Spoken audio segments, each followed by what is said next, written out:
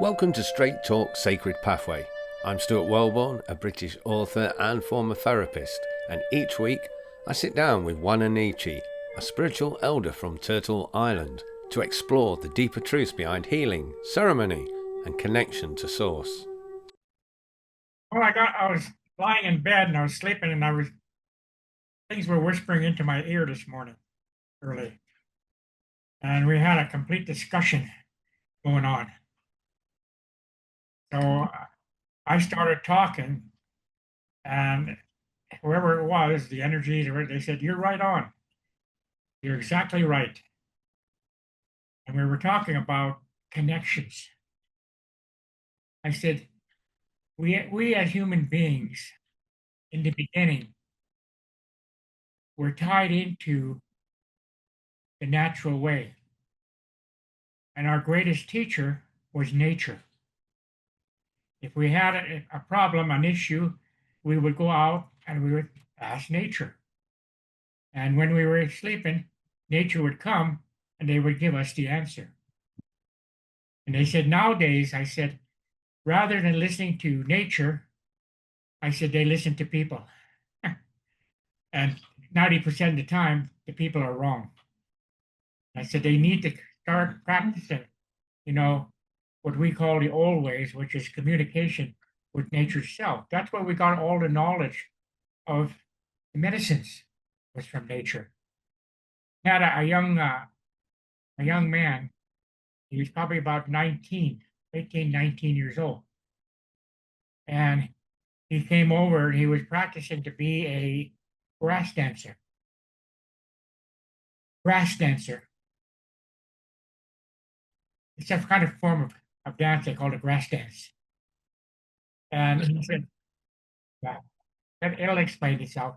As we were talking, he said, I just can't seem to relate to it. I can't get it to basically do it completely right. And you tell me how to do it. I said, no. I said, go up into the mountains and find some tall grass. You know what? I'll go up and find some tall grass. I said, okay. I said, lay down in the tall grass. Watch the grass. Watch it. I said, when the wind comes in, blows it, and watch the dance that the grass does with the wind. And he said, okay. So next day, came back and he said, Wa-Na-Nee-Che, I went up and I laid down in the tall grass and I watched him. Nothing was happening. And all of a sudden, I connected. I watched the grass, how it flowed when the wind hit it, and it taught me how to do the real grass dance. He said, everything fit into place. It seems like I became the grass, he said. So when he came down, even his instructor said, wow, what happened? He didn't tell him the story. He said, but I found my connection. So he said, when I go to the powwow, big March powwow here in Denver, do I do the grass dance? I said, yes, but find the two oldest man and woman couple. And when you get there, go dance for them. So we went, he found the old couple and he danced for them. And they both got up and they said, you've got very few individuals that ever connected to your dads. How did you do it? So he told them. And they both looked at each other and they walked up to him and they presented him with an eagle feather. He was so proud of that eagle feather. He didn't even wait for the rest of the powwow. He came home to tell me. But that's what I'm saying. People are forgetting that nature taught us everything we know. But we're failing to listen to them now. We're failing to ask them questions. It's just like in the old ways, the dances. It was a connection to honor the animals. You had the eagle dance. You had the bear dance. You had the buffalo dance. You had the grouse dance. You had the grass dance. So all the dances imitated nature. So when they danced, they were honoring nature by dancing the way the animals, the way nature presented themselves. Okay, I didn't want to interrupt you because like I'm finding this fascinating. What when he was given the eagle feather, what does that represent then? They honored him because he honored the old ways. No, but what's the significance of the eagle feather? I mean, is it something you wear in your hair or? It's a very highly, how would you say, respected, if people remember what the eagle feather represents. Eagle feather basically represents a protector of the tribe. The things you do for the tribe, the things you do for the elders, if you're sincere and you put a lot of energy into doing something, then if they understand the old ways, they gave him the eagle feather because he honored the old ways. Cool. And what do you do with that eagle feather once you've got it? You basically can wear it just like a war bonnet. Is a lot of deeds that you've done for the tribe itself. It's not something like they say. I don't know why they call it a war bonnet because it's not really a war bonnet. And I always laugh at some of these movies where the Indians are charging, right, and half of them are wearing bonnets. I said there wasn't that many of them. Yeah. Like you say, what you see in the movies and all that. I was of the impression, from movies at least, that the feathers represented like people you'd killed.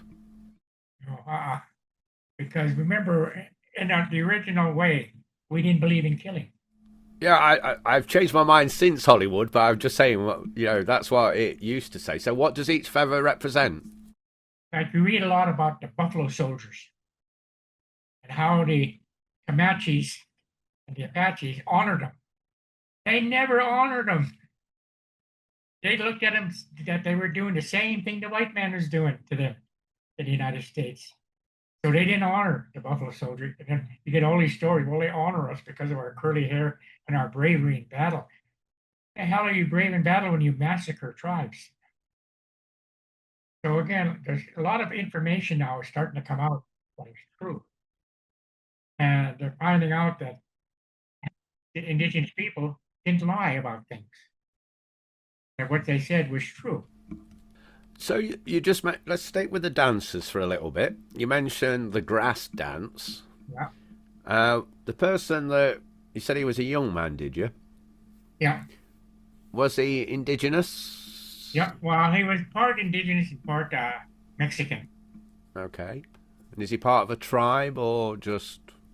I can't remember. I don't think we ever discussed the tribe that he was with. Right. I think he was with the Rosebud Sioux.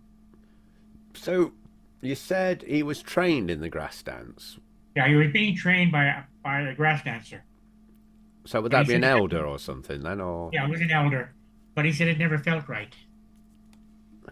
And He what said is the once you purpose of the grass dance then? basically the grass was used for many things. Like your sweet grass, that was used quite a bit. You use grass to make baskets. So a basket was an essential need for producing certain materials for the tribe.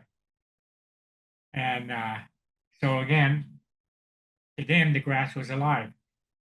And it basically helped them. Like, I don't know if they did it, but say, for instance, when on the ground, when they slept, maybe they put grass on the ground so that it was a little softer. So the grass played a very important role within the culture of the native people. So again, they honor everything. And that was the purpose of the dance then, to honour the Yeah, grass. honor We've the talked grass. about it before because we did mention, what do you call it? Oh, the one like a man called Horse did. I can't think of the dance now. What's it called? The one where he goes back with the bones in his. Oh, the man called horse Yeah, but what's the dance called that he does? is what called? You know, in the film, he does the dance where the bones are through his chest and he dances back. What's it called? Sundance. Hmm? Sundance. That's it. Just couldn't remember it. My brain had gone then. So we talked about it, dancers and honouring then. So, like the grouse dance would be honouring the grouse then, would it? Yeah, because you've got to remember, how did your animals survive? Grass. So the grass was a very important entity within the traditional culture because it fed your horses, it fed the animals like the buffalo, the antelope, everybody. Grass was a very important entity, a very important staple. Right. You you honoured everything in nature. Yep, How many dancers are there then? I mean, is there a dance to honour everything? a lot of them. I really wish we could go back to those times because that sounds like much Yeah. more of a life to just spend all day dancing. Well, it was, like I said, all the dances basically honored certain things. So when you went there, you had a lot of energy being honored. Now they dance for trophies and for prizes and for money, and that's why the two elders attached themselves to this young man was because he did it the old ways. And still respect not only for the scratch dance but for the elders. Do you know many of the dancers yourself? I used to know quite a few dancers, but I just like the powwow we used to go to, which we called the March powwow, and it was after about 4 or 5 every year they had the March powwow. I got disillusioned, and I said, "There's just so many things that are going on that's completely 100% wrong." And this guy, what do you mean? I said, "People here are throwing bad medicine all over the place." What do you mean? I said, "Okay, well, I'm going to walk around, and I want you to walk close behind me." And I said, "I'm going to take one circle around." When we did one circle around, he said, "What's going on?" I said, "Why? I'm tired. My back hurts like you wouldn't believe." I said, "Yeah, because people were throwing medicine." I said, "That's why I had you walk behind me so that they couldn't hit me." But I said, "You learned something today. That's why this is my last powwow," I told him. I said, "I met some very good people there. And in fact, there was one spiritual elder there and his family. And they said, well, it was kind of cold at the time too." She, I said, "So we talked, and all of a sudden, I said, where are you guys staying?" "We're not. We have to stay in our car. There's 6 of us."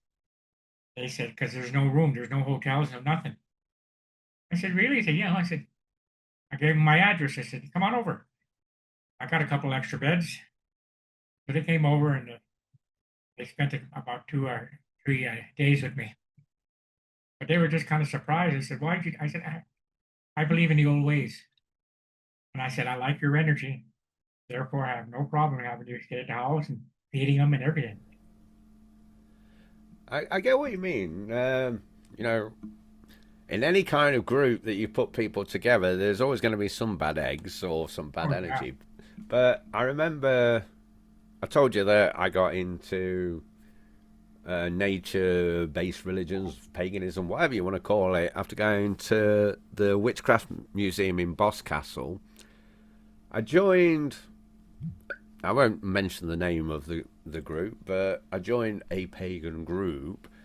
And it was really good, met some really nice people and all that. But as the meetings went on, I noticed that it was that same attitude. A lot of people were going, "Oh, bloody Christians this, bloody Christians that," and I'm like, Yeah. well, I've joined a nature based group that's supposed to Uh, reverence nature and preach. You do good things because if you put bad things out, they come back on you 3 times as bad and all that stuff. And here you are with the same attitude as what the people that hate the pagans are doing, but you just switch in who you're hating, and that's no good, is it? the real old pagans that don't fall to Christian, I love them to death.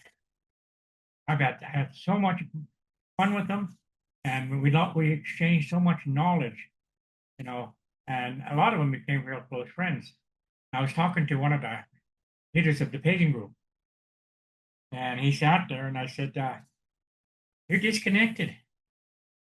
He said, "What do you mean I'm disconnected?" "You're searching." He said, "How'd you know that?" I said, "I'm picking it up." And I said, "Can I ask you a personal question?" I said, "How come you only wear a headpiece with one horn?" He said, "How'd you know that?" I said, "I could see it on your head." And we talked a while, and he said, "Do you know what I'm missing?" I said, "Yeah." He said, "Will you tell me?" I said, "I'll think about it." So we sat there, we started talking, I started taking like circle your wagon technique. And he said, "I know what animal I'm missing." So he said it, and I said, "Got it. That's correct." And Next time I seen him, he had two horns. But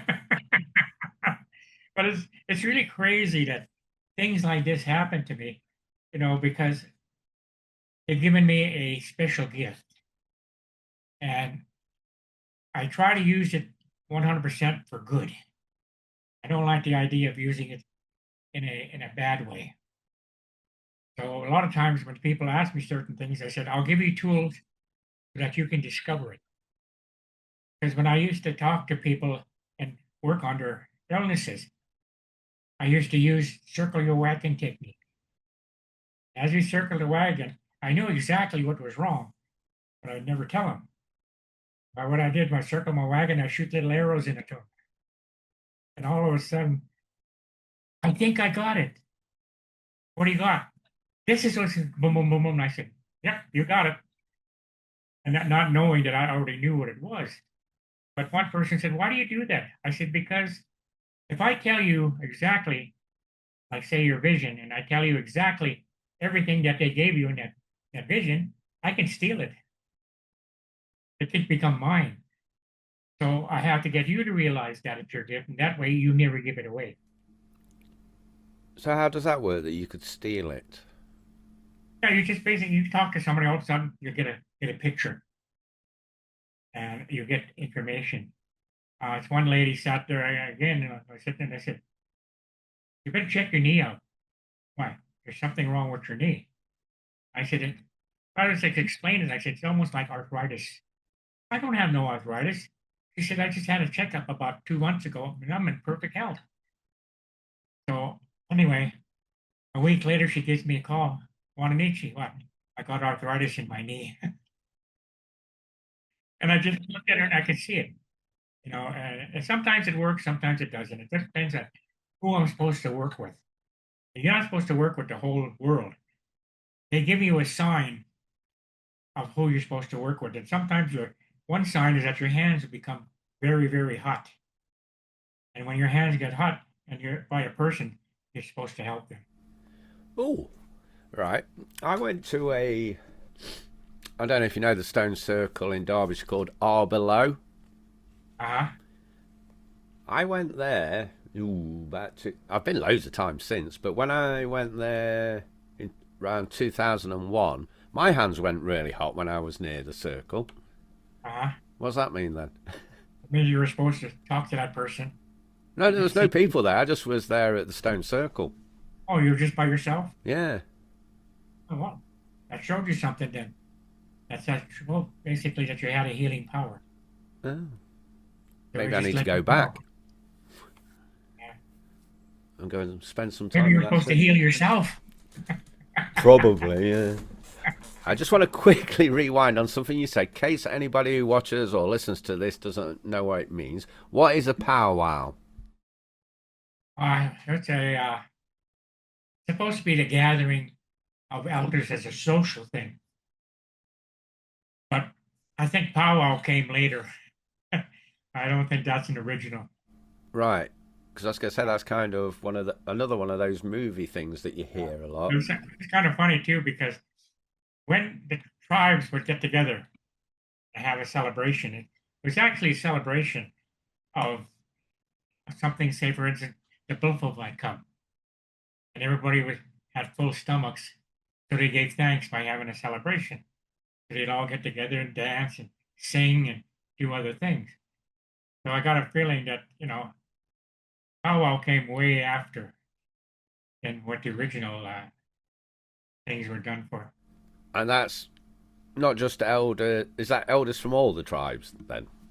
All the tribes that basically were friendly would get together, Yeah. and it was so funny because they didn't say I'll be there at 12 o'clock noon on Friday. They would sit there. We'll go there when the moon is full. So it could be the start of the full moon or the end of the full moon, anything in between. But no time limit and I'll be there in the seventh moon. So it didn't give you, okay, I'm going to be there on August the 7th at 2 o'clock. They didn't have that. It just said, we'll be there when we get there. Talking on that then, that's a nice little diversion. Yeah. Obviously, we run on the Julian, not the Julian. Is it the Julian calendar? I can't remember now. My brain's not working tonight. For it, But that's not that's really a anything good new, thing. is it? Eh? That's a good thing. Yeah. Um. No, it was the Julian calendar. What is it now? Anyway, we run on the calendar that's like January to December, and it's the year 2026. Yep. Yeah. Yeah. Now, before that, there's all different all over the world. There's different calendars and things like that. But we used to celebrate the seasons. You know, like you've got the solstices and the equinoxes, and then there was four other Sabbats. You know, Celtic type things like Halloween, which is spelt Samhain but pronounced Samhain. Uh, So that was kind of, you know, the new year as such wasn't January. Did you have events like that? You know, like the eight spokes of the year, as they call them. there were 13 months though. Yeah, that's what I mean. There was 13 months, so It was just like I say, what month has 28 days? all of them. Yeah. So to us, days were as 28 days. Even when you look at the back of the turtle, 28 squares. 28 days basically were in tune with the women and their time of the month. So on the 28th, they had their period. So we had 13 different months and then it all worked out to 28 days. Well, that's a better way of putting it. You actually articulated it far better than I was trying to work it out in my head. We run off a solar calendar now, you know, with the 12 months, whereas, as you say, the lunar cycle's 13 months. Did you have festivals for, like, over here, as I say, we've got Halloween as it is now, but the old thing was Samhain. You've got Yule on the 21st of December, which is the winter solstice. Did your ancestors celebrate those same things, or did... In a different way, like we celebrated events, like say, for instance, a good buffalo hunt. So we celebrated and honored the buffalo for providing us food. So our ceremonies were more or less those things. In the winter, we had what we call a giveaway. And every year, around in December, the everybody used to get together. And I think they would hang different colored tobacco ties on the what we now call the Christmas tree. And we used to have a giveaway. So if you had something that you had no longer had use for, you would give it to a family that needed it. So it's kind of, I have to laugh sometimes when you start thinking of the Christmas tree and the ornaments. Where do you think it came from?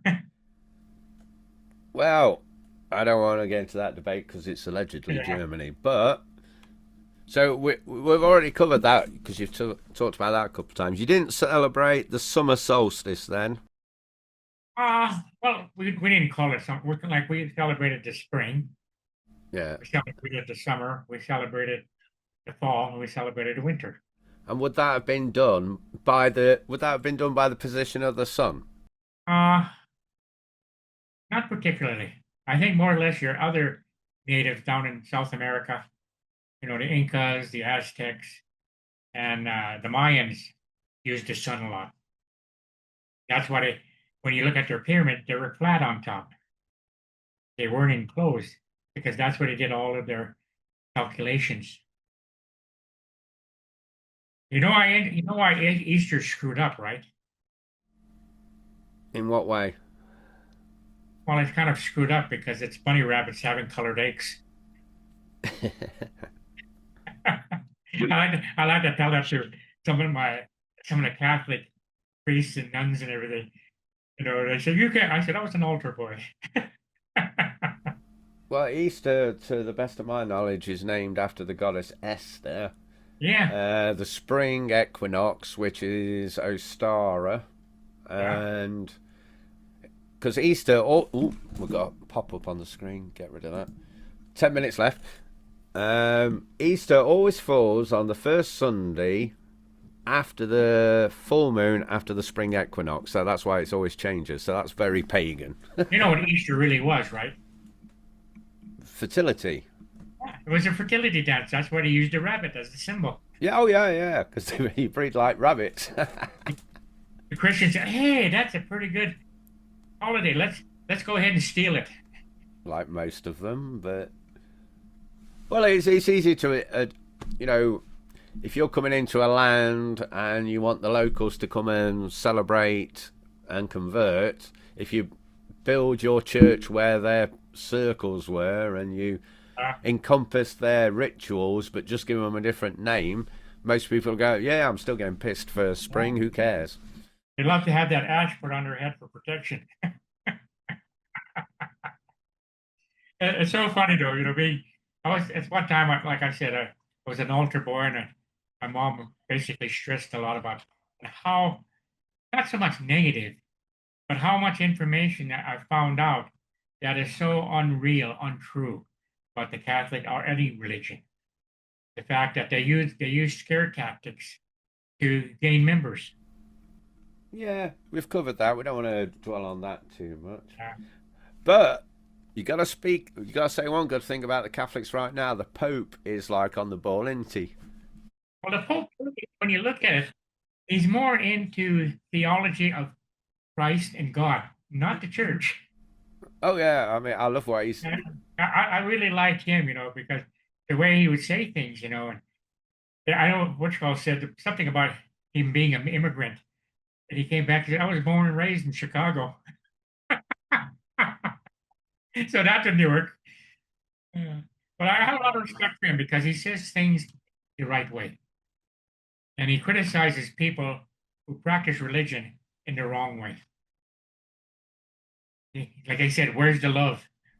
Yeah, no, you can't fault him on what he's doing so far, and Trump doesn't like him, does he? Like Witchcall said at one time, he said, I missed my wife 6 times, so I had to reload. You distracted me. There was something I was going to ask you, and it's gone now. We've got a couple of people still with us. Those of you who are with us live, if you've got any questions, put them in the chat. We've got 7 minutes left. I'm sure Wa-Na-Nee-Che would love to answer your questions. I just thought, what if they're listening, they need to just basically develop circle groups so that then they can probably, if you're willing to do it, have them contact you and just set up a circle meeting where everybody has to ask questions. Don't ask me to organise them. I can't organise a piss up in a brewery. Our time on this earth is running short if we don't start opening up our life force energies.